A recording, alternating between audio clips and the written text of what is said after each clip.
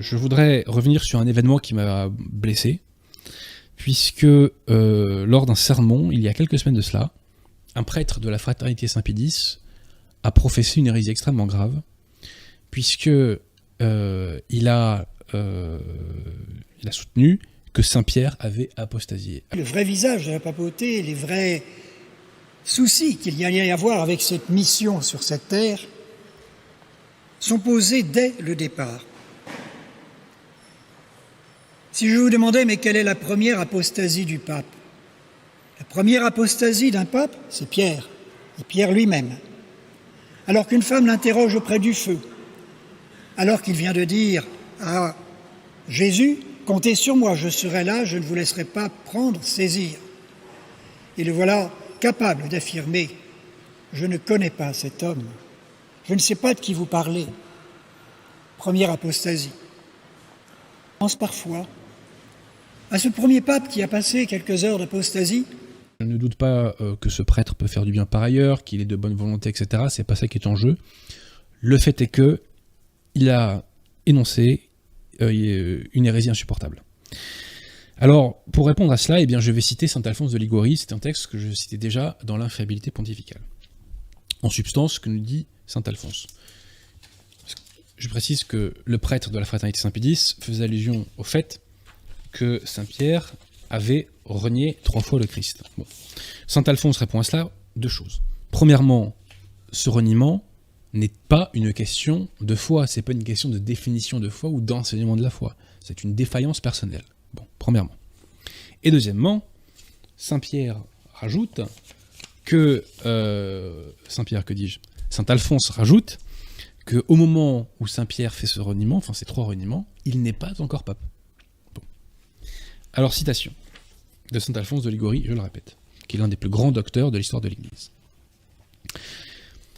Sa triple négation de Jésus-Christ n'est pas une définition de foi. Lorsqu'il reniait son divin maître, il n'enseignait pas l'Église ex officio, il ne proposait rien à croire, il ne promulguait pas un dogme de foi. Saint-Pierre, sous l'empire de la crainte, affirme qu'il ne connaît pas Jésus-Christ. Comment peut-on en vérité trouver en cela une définition de foi, un enseignement qui concerne tous les fidèles et qui leur prescrive ce qu'ils doivent faire? Qui pourra se persuader que ces paroles de Saint-Pierre étaient la libre expression de ce qu'il pensait au fond de son âme? D'ailleurs, personne n'ignore qu'à cette époque, Pierre n'était pas encore constitué chef de l'Église. Il avait bien reçu les promesses de la primauté. Il savait bien que Jésus-Christ devait bâtir son Église infaillible et indéfectible sur Pierre, sur lui-même. Il savait aussi que Jésus-Christ avait prié pour lui, afin qu'après avoir pleuré sa faute, il ne vînt pas à faillir dans la foi, et pût confirmer ses frères. Mais ce n'était encore jusque-là que des promesses. Ce n'est qu'après sa résurrection que Jésus-Christ, voulant quitter cette terre et remonter aux cieux, lui ordonne de paître son troupeau, ses agneaux et ses brebis, c'est-à-dire de gouverner avec autorité toute son Église. Alors seulement, Saint Pierre devient chef de l'Église, pasteur et docteur de tous les chrétiens, qui sont le troupeau de Jésus-Christ, alors seulement il peut commencer à exercer sa sublime fonction.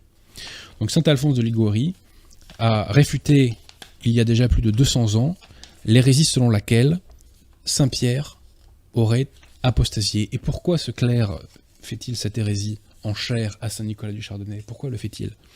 Il le fait pour enseigner à ses fidèles qu'il est possible qu'un pape soit hérétique. Or, il n'est pas possible qu'un pape soit hérétique. Le magistère s'est déjà prononcé là-dessus à de très nombreuses reprises. On l'a souvent cité à ce micro. Voilà, donc un pape ne peut pas être hérétique. Est-ce que je vais vous retrouver au passage, j'avais pas prévu de le faire, mais bon. Tant qu'à faire, est-ce qu'on peut avoir un petit extrait? Est-ce qu'on peut avoir un petit extrait de tout ça? Où est-ce que j'ai mis ça? Bon, écoutez, ça sera pas pour tout de suite. Mais en tout état de cause, le magistère... Ah bah si, j'ai retrouvé. Voilà, donc déjà, Léon XIII, dans Satis Cognitum, nous dit que la foi du pape ne peut pas défaillir. Ceci avait déjà été dit par Pie IX dans Qui Pluribus, et également dans Ad Apostolicae Sedis. Voilà.